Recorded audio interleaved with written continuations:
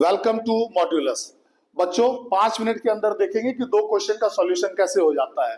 पहला क्वेश्चन जो लिख करके रखा है मैंने, the coordinate of the point P dividing the line segment joining the point A 1,3 and B 4,6 in the ratio 2:1 are.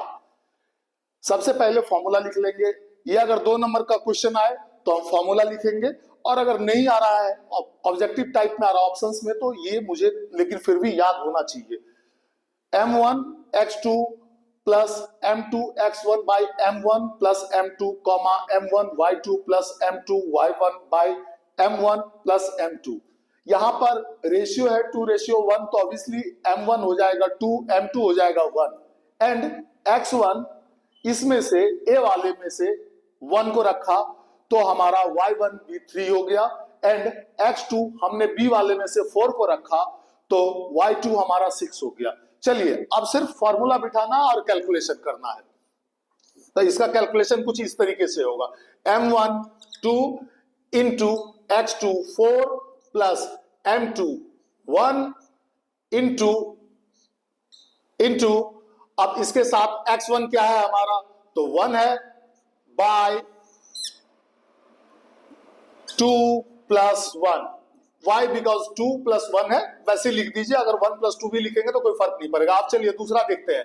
m1 क्या है हमारा, तो m1 हमारा 2 है, और y2 क्या है, यहां सावधानी की जरूरत है। y2 है हमारा 6। अगर थोड़ा भी आगे पीछे करेंगे तो वह आंसर गलत हो जाएगा। और m2 क्या है हमारा, तो m2 हमारा 1 है, और y1 क्या है हमारा, तो y1 हमारा ऑब्वियसली 3 है। नीचे फिर वही 2 प्लस 1 है ना। अब इसमें हम देखेंगे, इसका ऐड करेंगे तो पहले तो मल्टीप्लाई करना होगा, 8 प्लस 1 बाई 3 कॉमा 2 इंटू 6 12 और 1 इंटू 3 बाई 3। अब ये क्लोज हो गया, और इसको करेंगे तो हो जाएगा 9 बाई 3 कॉमा 15 बाई 3। देखिए, और इसको रिड्यूस कर लीजिएगा तो आएगा 3, और इसको रिड्यूस कीजिएगा तो 5 आएगा। तो इस तरीके से हमने देखा कि जो आंसर होगा वो 3,5 होगा। ये तो एक क्वेश्चन का सॉल्यूशन हो गया। इसमें सबसे इंपॉर्टेंट है फॉर्मूला याद रखना और ये फिक्स करना। अगर ये फिक्स नहीं कर पाएंगे तो ये आंसर गलत हो जाएगा। जैसे कि रेशियो था तो मैंने m1 को 2 पहले से लिख करके रखा हुआ था, m2 को 1 रखा हुआ था, x1 को 1, x2 को 4, तो x1 को 1 रखा। तो यहां सावधानी की बात है, x1 को 1 रखा, तो अब हमने y1 को देखा, y1 को हमने 3 रखा।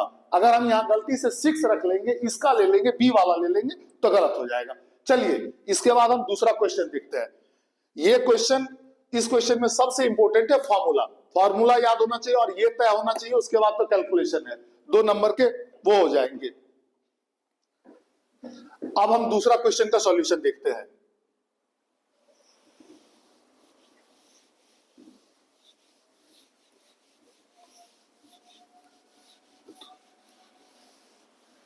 चलिए दूसरा क्वेश्चन बोर्ड पर लिखा हुआ है कि the mid point of the line segment joining the points this is.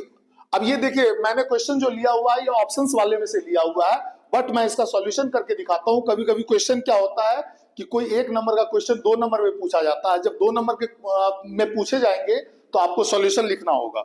तो इसका सॉल्यूशन कुछ इस तरीके से होगा। इसमें तो सिर्फ मिड पॉइंट फॉर्मूला लगेगा। सॉल्यूशन 2, एक मामूली सा फॉर्मूला लिखना है आपने। क्या है फॉर्मूला, तो फॉर्मूला है, मिड पॉइंट फॉर्मूला है आपका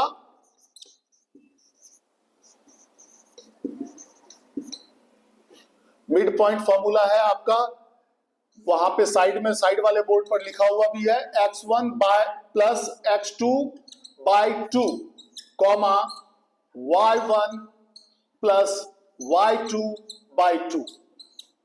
अगर 2 नंबर पे पूछ दिया तो इससे आसान 2 नंबर लेने का बोर्ड में और कोई रास्ता नहीं है। अब चलिए फिर वही काम होगा, आपने x1 x2 किसको माना है उस पर तय करता है, लेकिन इसमें लिखने की जरूरत नहीं है। ये इतना आसान है कि आप कैसे भी कर सकते हैं। चलिए x1 हमने, यहां पर मैं शुरू करता हूं, लिखा नहीं मैंने, डायरेक्ट मैं कर देता हूं, -1 को माना, तो -1, और यहां पर क्या है भाई, तो 8 है, तो +8/2 कॉमा, अब देख लीजिए अगर हमने -1 रखा, इसमें आगे पीछे भी रख देंगे आप तो कोई फर्क नहीं पड़ता। अगर किसी बच्चे ने 3/2 रख दिया, रखने की जरूरत नहीं है, यहाँ 3 है तो हमने 3 रखा और प्लस ये दूसरा वाला 3/2 है, क्वेश्चन में दिया हुआ तो /2 कर दिया हमने।